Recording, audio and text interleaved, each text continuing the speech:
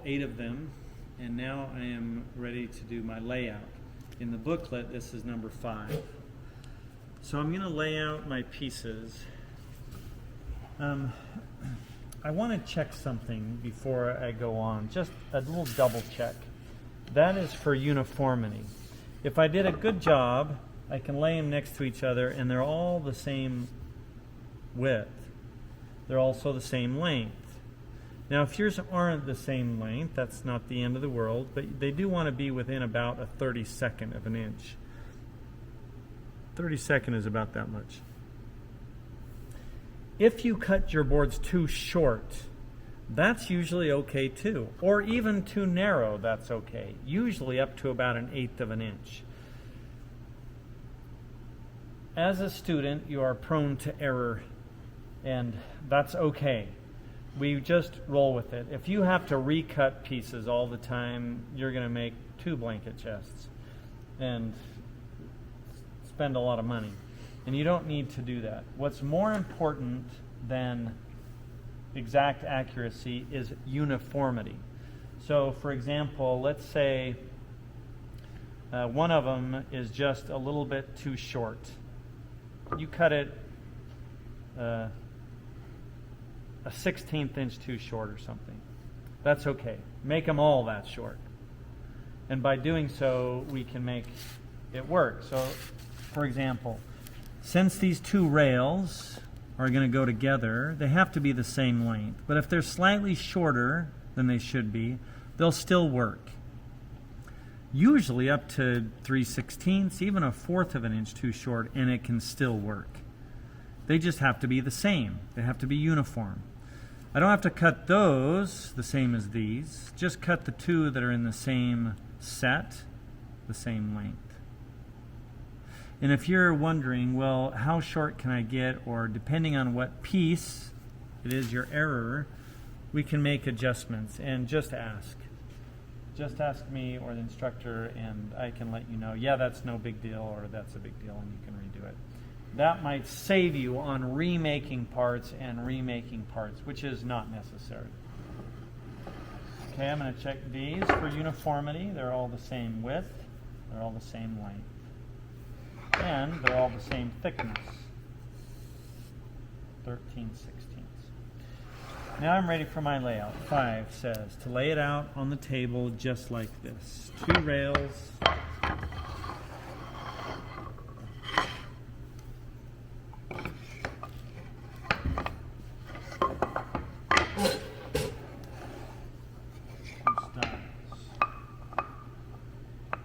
I'm going to do it so the best face is up. So this is what's going to be on the outside of the blanket chest, what everybody sees. And I like to look at the grain direction. I like to look at knots.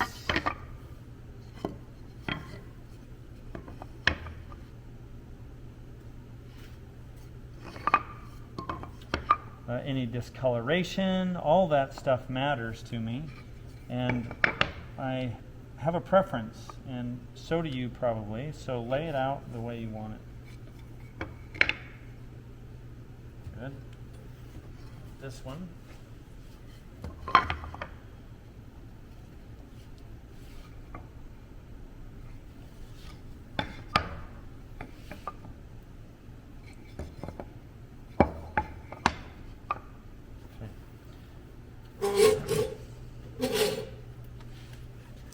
Mark adjoining boards with numbers for easy reassembly. We're going to take these over and cut them here in a second. And to reassemble them in the same spot so I don't have to go through all this sorting again, I'm going to mark each joint so I know 4s go with 4, 3s go with 3s, 5, 6, 7, 8. Notice I'm working with pen. That's okay. Pencil is okay. Don't use Sharpie or marker. It goes through a little bit too much, especially now. This will get sanded off because it doesn't go very deep, but a Sharpie or something marker could. So only pen or pencil at this stage and out. Walnut is really dark, and pen seems to be a lot easier to see than pencil, but your preference. Okay, now we're going to draw lines on the edges and the ends of the board to indicate where they're shaped. So that's going to be shaped there a certain way, and there a certain way, and there a certain way. So I'm going to mimic those lines. So that's a solid line. That's a solid line. That's a solid line. That's a solid line. And then I've got these dashed lines on the ends.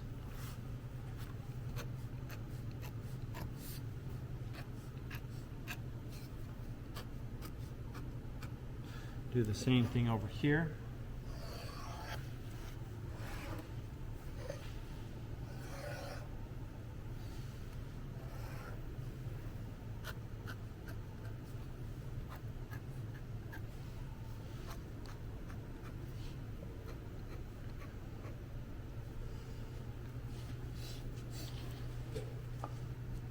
It also says to draw the lines roughly where the feet will go. So this is a left, right? There's the feet angles. So it's going to go right there, and right there, right there, right there. Now I'm ready to shape. This is going to be shaped with the end cutter. That's going to be shaped with the edge cutter. End cutter, edge cutter. In that order. We'll do this first, we'll do that second. Eventually, we're going to use that shaper too. So they're set like this in order on purpose. First, second, third. Now this is the ends. Those are the dashed lines. So I'm going to cut all my dashed lines first. Then I'll cut the edges second. One at a time. This goes face down, and then to the block there, and to the block there. Clamp.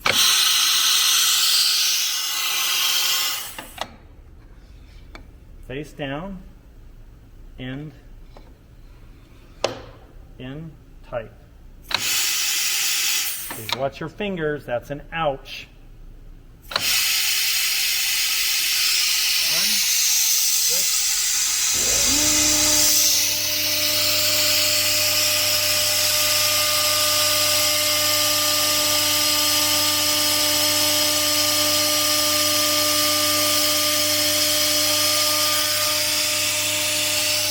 All the way through, release.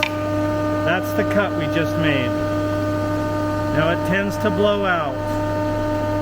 It's hard to prevent that.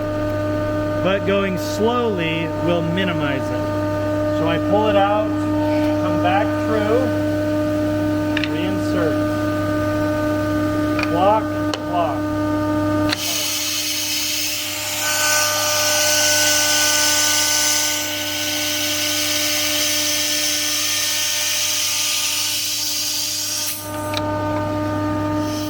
Notice I pull this out after I go through. Like don't slide it through the shaper again.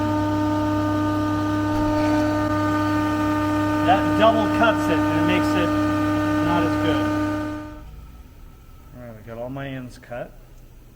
Now I'm ready for my edges. Notice this, all 8 boards have edge cuts. That's going to be done on this tool. This one is the edge cutter. We're going to go face down and feed it into there. So my on button, make sure that's on. And also the power feeder. You line it up with here. Turn on power feeder to here, and there's a little tortoise, a little turtle right there. That means slow.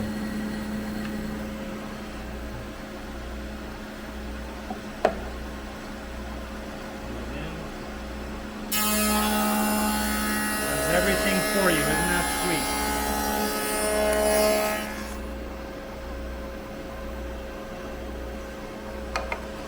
That's the cut I just made. Now it has a tendency not to do a good job. It usually takes twice through. So run it again, face down against the fence. Pay attention to what you're doing. If you go face up, you're making a new board. Face down against the fence. Also, take another piece and hold it up against it and keep it tight. This helps also.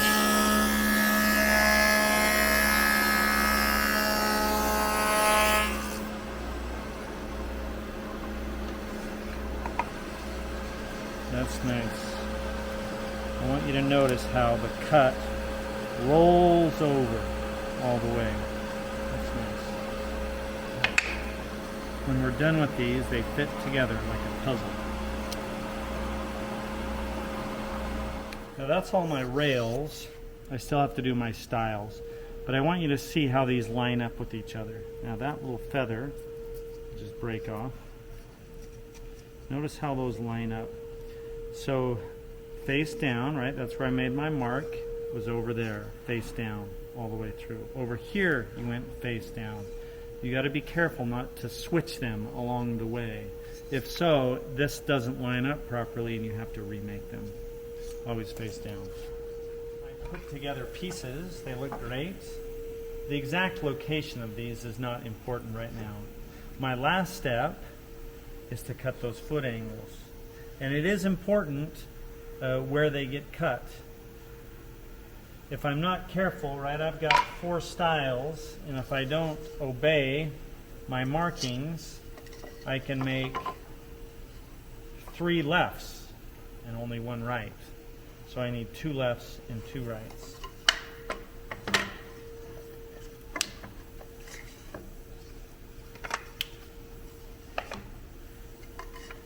Take these over to the bandsaw. We're going to cut the majority on the bandsaw, then the rest of it we'll sand off. This little gadget lives here. It's the foot angle template. And it sits right here to give us the exact angle of the foot. Now on the front, there's this shaping, and it's a little awkward. So I just move it to the back side where it's nice and flat. That's the angle, the precise angle that it's going to get cut.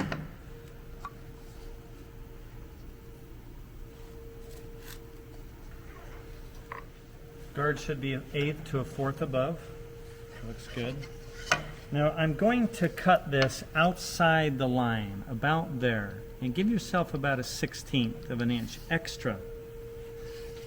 The bandsaw, first time using, is challenging for some. They cut into their line, they cut way up into here.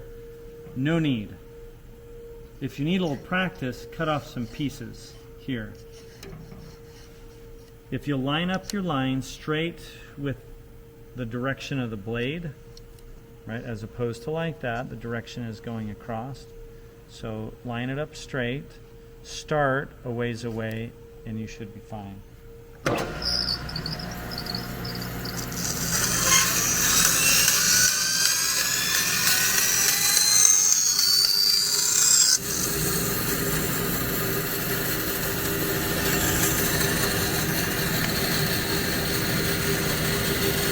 Practice maybe. I get a feel of how it cuts. And when you're ready, it's a little ways away from the blade.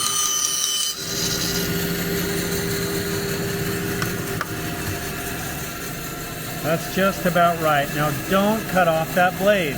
Don't cut off the line. If you cut into the line, then you cut too far. Leave it there. If you're going in and it's starting to go into your line, stop. Pull it out and redirect it. This saw does not control you. You control it. Now we're going to the sander. The edge of this cut is angular, but it's pretty rough. And I want to clean that up, and it's really fast on this sander. So I position it like this, right, and I'll press in. Same rule applies. Do not sand off the line. Leave it there. All I've got to do is clean this up, and if I don't go all the way, that's okay. Twist the red, press the green. Nice and easy to the touch.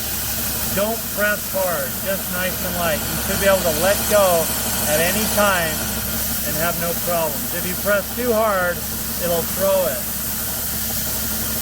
Nice and easy.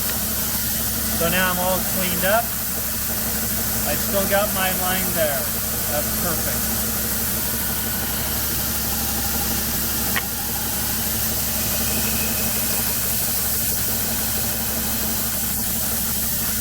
My line's still there.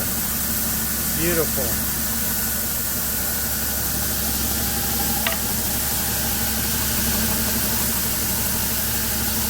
Just like that.